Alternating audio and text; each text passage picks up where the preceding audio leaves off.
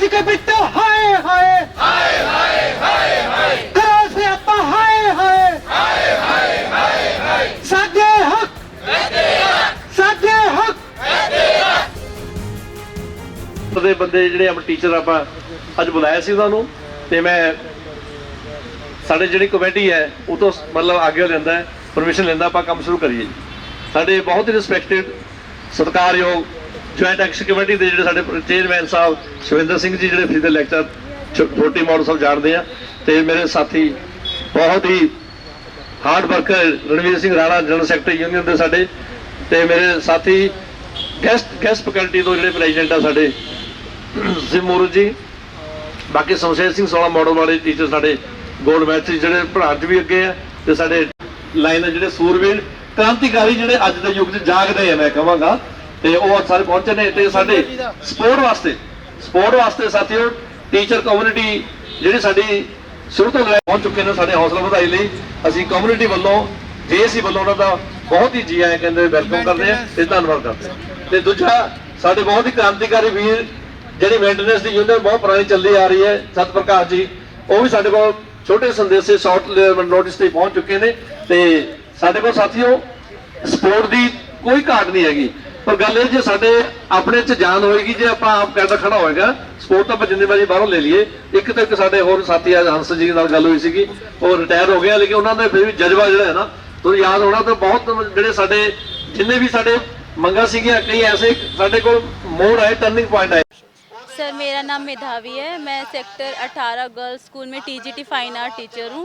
और जैसा आप सबको और पूरे चंडीगढ़ को पता है कि मेरी जो राजबाला प्रिंसिपल मैम है उन्होंने मेरे को जाति सूचक शब्दों से परेशान किया है, मेंटली टॉर्चर किया है, 6-6.5 साल तक मुझे हराश करती रही है।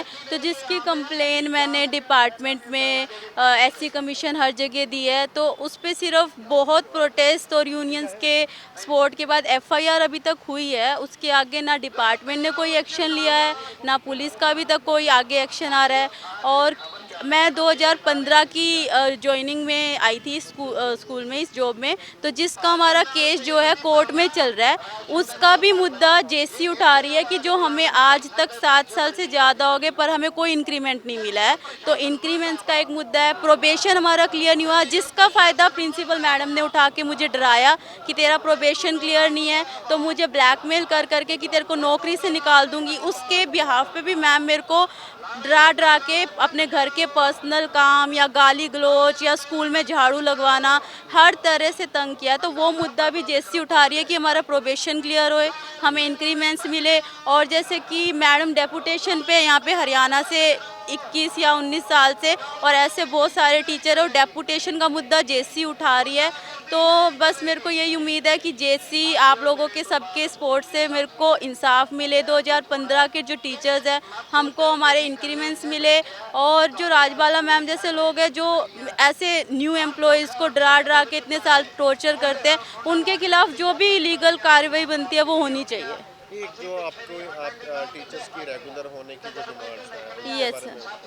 जी सर, हमारा एक्चुअली 15 में जब हमने ज्वाइनिंग की थी तो हमारा प्रोबेशन उसके बाद 2 साल बाद क्लियर हो जाना चाहिए था, पर क्योंकि डिपार्टमेंट ने हमारे अगेंस्ट केस करा था रिक्रूटमेंट के अगेंस्ट जो हम कैट में जी चुके हैं, हाई कोर्ट में भी जी चुके हैं। अब डिपार्टमेंट हमारे अगेंस्ट सुप्रीम कोर्ट गया है जहाँ पे अभी तक इसका कोई डेट लगी नहीं है शायद और अभी तक वो पेंडिंग है। तो उसकी वजह से हमारा ना प्रोबेशन क्लियर है ना ही हमें कोई इंक्रीमेंट्स मिल रहे हैं, कोई ऐसे हमें 6th पे कमीशन 7th पे कमीशन वगैरह कुछ नहीं मिल रहा जिसका फ़ायदा भी शायद प्रिंसिपल और दूसरे लोग भी उठा रहे हैं हमें डराने के लिए। तो मुझे लगता है वो हमारा राइट है, हमारा प्रोबेशन क्लियर होना चाहिए, इंक्रीमेंट्स मिलने चाहिए। तो जो भी बनता है राइट हमें वो डिपार्टमेंट को देना चाहिए। ਅੱਜ ਅਸੀਂ joint action committee of UT teachers ਵੱਲੋਂ ਇੱਥੇ ਇੱਕ ਰੈਲੀ ਰੱਖੀ ਹੈ। ਇਹ ਰੈਲੀ ਸਿਰਫ ਇੱਕ ਸ਼ੁਰੂਆਤ ਹੈ ਕਿਉਂਕਿ 2 ਸਾਲ ਤੱਕ ਕਰੋਨਾ ਨੇ ਸਾਡੇ ਖਾ ਲਏ ਔਰ ਐਡਮਿਨਿਸਟ੍ਰੇਸ਼ਨ ਸਾਡੀ ਡਿਮਾਂਡਾਂ ਦੇ ਵੱਲ ਕੋਈ ਧਿਆਨ ਨਹੀਂ ਦੇ ਰਿਹਾ। ਅਸੀਂ ਕਈ ਵਾਰ ਇਹਨਾਂ ਨੂੰ ਮੇਲ ਵੀ ਭੇਜ ਲੀਆਂ, ਕਈ ਰਿਕੁਐਸਟ ਕਰ ਲੀਆਂ ਲੇਕਿਨ ਇਹਨਾਂ ਦੇ ਕੰਨ ਤੇ ਜੂ ਨਹੀਂ ਰਹਿੰਦੀ ਤੇ ਅੱਜ ਮਜਬੂਰਨ ਸਾਨੂੰ ਇੱਥੇ ਇਕੱਠੇ ਹੋ ਕੇ ਆਪਣੀ ਡਿਮਾਂਡਾਂ ਦੇ ਉੱਤੇ ਲੇਕਿਨ ਜਿਹੜੀਆਂ ਮੇਨ ਡਿਮਾਂਡਾਂ ਮੈਂ ਉਸੇ ਤੇ ਡਿਸਕਸ ਕਰਨਾ ਚਾਹੂੰਗਾ क्योंकि सब तो वड्डी गल सब तो पहला मुद्दा साडा डेपुटेशन का। डेपुटेशन के उत्ते असीं मंग करते हैं ਕਿ ਇਹਦੇ ਉੱਤੇ ਜਾਂ ਤਾਂ ਵਿਜੀਲੈਂਸ ਇਨਕੁਆਇਰੀ ਕਰਾਓ ਜਾਂ ਫਿਰ CBI ਇਨਕੁਆਇਰੀ ਇਹਦੀ ਹੋਣੀ ਬਣਦੀ ਹੈ, ਕਿਉਂਕਿ ਸਾਡੇ ਵੱਲੋਂ ਸਾਡੀ ਸੋਚ ਇਹ ਹੈ ਕਿ ਇੱਕ ਬਹੁਤ ਵੱਡਾ ਸਕੈਮ ਚੱਲ ਰਿਹਾ 26 ਸਾਲ ਤੋਂ ਸਾਨੂੰ ਦੱਸਣ ਐਡਮਿਨਿਸਟ੍ਰੇਸ਼ਨ ਦੱਸੇ ਕਿ 26 ਸਾਲ ਦਾ ਕਿਹੜਾ ਡੈਪੂਟੇਸ਼ਨ ਪੀਰੀਅਡ ਹੁੰਦਾ ਜੀ। ਜੇ ਤੁਸੀਂ ਕਿਸੇ ਹੋਰ ਸਟੇਟ ਤੋਂ ਆਏ ਹੋ, ਡੈਪੂਟੇਸ਼ਨ ਦਾ ਪੀਰੀਅਡ ਅਗਰ ਚਿੱਠੀ ਵੀ ਦੇਖੀਏ ਤਾਂ 3 ਸਾਲ ਮੈਕਸਿਮਮ 5 ਸਾਲ ਦਾ ਹੈ। ਤੇ ਜੇ 20 25 26 ਸਾਲ ਤੋਂ ਟੀਚਰ ਜਾਂ ਪ੍ਰਿੰਸੀਪਲ ਇੱਥੇ ਬੈਠੇ ਆ ਤੇ ਕੁਝ ਤਾਂ ਦਾਲ ਦੇ ਵਿੱਚ ਕਾਲਾ ਤਾਂ ਹੈ। ਕੋਈ ਨਾ ਕੋਈ ਜਾਂ ਨੀਚੇ ਵਾਲੇ ਬਾਬੂ ਮਿਲੇ ਹੋਏ ਆ ਜਾਂ ਉੱਪਰ ਵਾਲੇ ਮਿਲੇ ਹੋਏ ਆ। ਇਹਦੇ ਵਿੱਚ ਵਿਜੀਲੈਂਸ ਇਨਕੁਆਇਰੀ ਹੋਣੀ ਚਾਹੀਦੀ ਆ। ਅਸੀਂ ਐਡਵਾਈਜ਼ਰ ਸਾਹਿਬ ਨੂੰ ਰਿਕੁਐਸਟ ਕਰਾਂਗੇ ਕਿ ਇਹਦੇ ਉੱਤੇ ਇਮੀਡੀਏਟਲੀ ਮੀਟਿੰਗ ਕਾਲ ਕਰਕੇ, ਇਹ ਬਹੁਤ ਵੱਡਾ ਸਕੈਮ ਹੈ। 650 700 ਦੇ ਕਰੀਬ ਟੀਚਰ ਇੱਥੇ ਡੈਪੂਟੇਸ਼ਨ ਤੇ ਆ, ਉਹਨਾਂ ਨੂੰ ਵਾਪਸ ਭੇਜ ਕੇ ਇਹਨੂੰ ਖਤਮ ਕਰਕੇ ਇਹ ਸਾਨੂੰ ਚਿੱਠੀ ਦਿਖਾ ਦਿੰਦੇ ਆ ਕਿ ਜੀ ਆਹ ਦੇਖੋ 60 40 ਦੀ ਚਿੱਠੀ ਹੈ। ਉਹ 60 40 ਦੀ ਚਿੱਠੀ ਤਾਂ ਉਦੋਂ ਲਈ ਸੀ ਜਦੋਂ UT ਬਣਿਆ ਸੀ, ਸਾਡੇ ਆਪਣੇ EMPLOYEES ਨਹੀਂ ਸੀਗੇ। ਜੇ 60 40 ਹੈ ਤਾਂ ਸਿਰਫ ਐਜੂਕੇਸ਼ਨ 'ਚ ਹੀ ਕਿਉਂ? CTU ਦੇ ਵਿੱਚ ਕੋਈ 60 40 ਰੇਸ਼ੋ ਨਹੀਂ, ਸਾਡੇ ਆਪਣੇ DPI ਦਫ਼ਤਰ 'ਚ ਕੋਈ ਡੈਪੂਟੇਸ਼ਨ ਤੇ ਨਹੀਂ, ਸਾਡੇ DO ਦਫ਼ਤਰ 'ਚ ਕੋਈ ਡੈਪੂਟੇਸ਼ਨ ਤੇ ਨਹੀਂ, ਸੈਕਟਰੀਏਟ ਵਿੱਚ ਚਲੇ ਜਾਓ ਕੋਈ ਡੈਪੂਟੇਸ਼ਨ ਤੇ ਨਹੀਂ। ਬਈ ਇੱਕ ਡਿਪਾਰਟਮੈਂਟ ਦੇ ਵਿੱਚ 60 40 ਦੀ ਰੇਸ਼ੋ ਇੱਕੋ ਡਿਪਾਰਟਮੈਂਟ 'ਚ ਹੈ। ਔਰ ਉਹਦੇ ਵਿੱਚ ਕਲੀਅਰ ਕੱਟ ਲੈਟਰ 'ਚ ਨੀਚੇ ਲਿਖਿਆ ਹੋਇਆ ਹੈ ਕਿ ਜੀ ਅਗਰ ਰਿਕੁਆਇਰਮੈਂਟ ਹੈ ਚੰਡੀਗੜ੍ਹ ਦੇ ਵਿੱਚ ਤਾਂ ਤੁਸੀਂ ਡੈਪੂਟੇਸ਼ਨ ਤੇ ਬੁਲਾਣਾ ਹੈ, ਅਗਰ ਰਿਕੁਆਇਰਮੈਂਟ ਨਹੀਂ ਹੈ ਤਾਂ ਕੋਈ ਡੈਪੂਟੇਸ਼ਨ ਤੇ ਬੁਲਾਉਣ ਦੀ ਲੋੜ ਨਹੀਂ ਹੈ। ਔਰ ਇਹ ਡੈਪੂਟੇਸ਼ਨ ਨੂੰ ਖਤਮ ਕਰਕੇ ਸਾਡੇ ਚੰਡੀਗੜ੍ਹ ਦੇ ਪੜ੍ਹੇ ਲਿਖੇ ਹੋਏ ਬੱਚਿਆਂ ਨੂੰ ਇਹ ਨੌਕਰੀ ਮਿਲਣੀ ਚਾਹੀਦੀ ਹੈ, ਕਿਉਂਕਿ 650 700 ਪੋਸਟ ਛੋਟੇ ਜਿਹੇ ਚੰਡੀਗੜ੍ਹ ਲਈ ਘੱਟ ਨਹੀਂ ਹੁੰਦੀ। ਸਾਡੇ ਜਿਹੜੇ ਪੜ੍ਹੇ ਲਿਖੇ B.Ed ਦੇ ਕਰ ਰਹੇ ਆ ਬੱਚੇ, JBT ਕਰ ਰਹੇ ਆ, ਉਹ ਵਿਚਾਰੇ ਬਾਹਰ ਧੱਕੇ ਖਾਂਦੇ ਆ, ਉਹਨਾਂ ਨੂੰ ਨੌਕਰੀ ਨਹੀਂ ਮਿਲਦੀ। ਉਹਨਾਂ ਨੂੰ ਨੌਕਰੀ ਦਿਓ। ਸਾਡੇ ਆਪਣੇ ਟੀਚਰ 20 ਸਾਲ ਤੋਂ ਕੰਟਰੈਕਟ ਲੱਗੇ ਹੋਏ ਆ, ਉਹਨਾਂ ਨੂੰ ਰੈਗੂਲਰ ਕਰੋ ਇਹ ਪੋਸਟਾਂ ਦੇ ਅਗੇਂਸਟ। ਔਰ ਬਦਕਿਸਮਤੀ ਦੇਖੋ ਸਰ ਕਿ ਜਿਹੜੀਆਂ ਸਾਡੇ 600 700 ਪੋਸਟਾਂ ਤੇ ਲੱਗੇ ਹੋਏ ਆ, ਇਹਨਾਂ ਦੀ ਉਹ ਪੋਸਟਾਂ ਇਹਨਾਂ ਦੀ ਸਰਕਾਰ ਦੇ ਵਿੱਚ, ਇਹਨਾਂ ਦੀ ਸਟੇਟ ਦੇ ਵਿੱਚ ਉਦੋਂ ਤੱਕ ਖਾਲੀ ਰਹਿੰਦੀਆਂ ਜਦੋਂ ਤੱਕ ਇਹ ਉੱਥੇ ਰੀਜੁਆਇਨ ਨਹੀਂ ਕਰਦੇ। ਅਗਰ ਇਹ ਰਿਟਾਇਰਮੈਂਟ ਤੱਕ ਇੱਥੇ ਹੈ ਤਾਂ ਉਦੋਂ ਤੱਕ ਖਾਲੀ ਰਹਿਣਗੀਆਂ ਉੱਥੇ ਪੋਸਟਾਂ। ਤੁਸੀਂ ਦੱਸੋ, ਦੇਸ਼ ਤਾਂ ਇੱਕ ਪੋਸਟ ਲਈ ਤਰਸ ਰਿਹਾ ਔਰ ਇਹ 650 ਪੋਸਟਾਂ ਇਹਨਾਂ ਨੇ ਕਾਟ ਮਾਰੀਆਂ ਹੋਈਆਂ।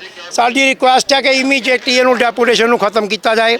ਦੂਜੀ ਰਿਕੁਐਸਟ ਇਹ ਹੈ ਕਿ ਜਿੱਦਾਂ ਸਾਡਾ ਕੰਟਰੈਕਟ ਗੈਸਟ ਫੈਕਲਟੀ ਸਰਵ ਸਿੱਖਿਆ ਅਭਿਆਨ 20-25 ਸਾਲ ਤੋਂ ਲੱਗਿਆ ਹੋਇਆ, ਇਹਨਾਂ ਦੀ ਰੈਗੂਲਰਾਈਜੇਸ਼ਨ ਦੀ ਕੋਈ ਪਾਲਿਸੀ ਬਣਾਈ ਜਾਏ।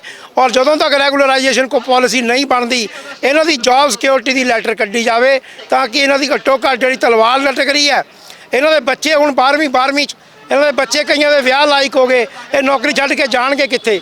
ਐਟਲੀਸਟ ਸਰਕਾਰ ਇਹ ਤਾਂ ਕਰ ਸਕਦੀ ਹੈ ਨਾ।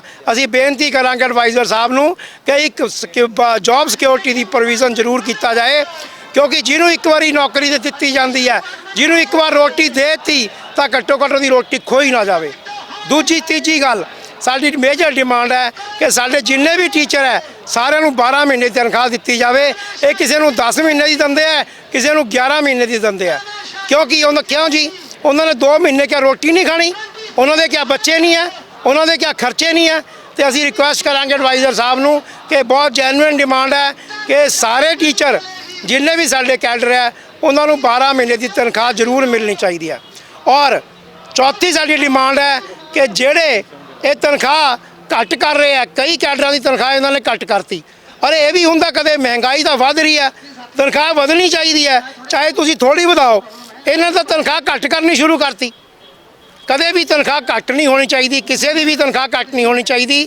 ਅਸੀਂ ਐਡਵਾਈਜ਼ਰ ਸਾਹਿਬ ਨੂੰ ਬੇਨਤੀ ਕਰਦੇ ਹਾਂ ਕਿ ਆਪ ਇਹਦੇ ਉੱਤੇ ਪਰਸਨਲ ਇੰਟਰਫੀਰੈਂਸ ਕਰਕੇ, ਐਜੂਕੇਸ਼ਨ ਡਿਪਾਰਟਮੈਂਟ ਦੇ ਅਫਸਰ ਤਾਂ ਕੁਝ ਵੀ ਸੁਣਨ ਨੂੰ ਤਿਆਰ ਨਹੀਂ, ਇਹ ਤਾਂ ਸਿਰਫ ਆਪਣੀਆਂ ਰੋਟੀਆਂ ਸੇਕ ਰਹੇ ਆ।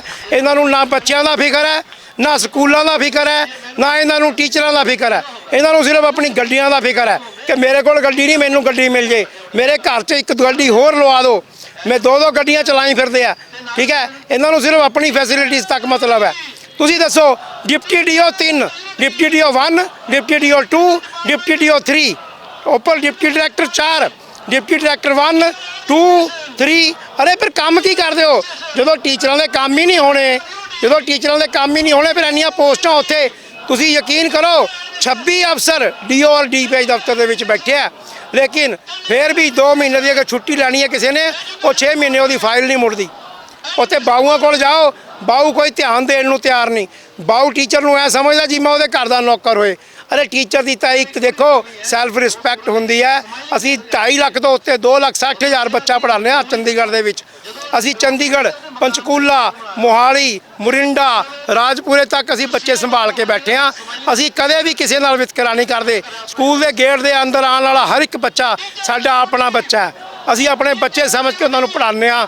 ਪਰ ਸਾਡੇ ਨਾਲ ਜਦੋਂ ਇਹ ਵਿਤਕਰੇ ਹੁੰਦੇ ਆ ਫਿਰ ਸਾਨੂੰ ਰੋਣਾ ਆਉਂਦਾ ਹੈ। ਸਾਡੇ ਟੀਚਰਾਂ ਨਾਲ ਇਹੋ ਜਿਹਾ ਅੱਗੋਂ ਦੀ ਵਿਤਕਰਾ ਇਹ ਬੰਦ ਕਰੇ ਸਰਕਾਰ, ਨਹੀਂ ਤਾਂ ਆਉਣ ਵਾਲੇ 5 ਸਤੰਬਰ ਨੂੰ ਅਸੀਂ ਟੀਚਰ ਡੇ ਵਾਲੇ ਦਿਨ ਚੰਡੀਗੜ੍ਹ ਦੇ ਸਾਰੇ ਸਕੂਲਾਂ ਦੇ ਵਿੱਚ ਬਲੈਕ ਡੇ ਮਨਾਵਾਂਗੇ ਔਰ ਚੰਡੀਗੜ੍ਹ ਦੇ ਸਾਰੇ ਸਕੂਲਾਂ ਨੂੰ ਤਾਲੇ ਲਾਵਾਂਗੇ।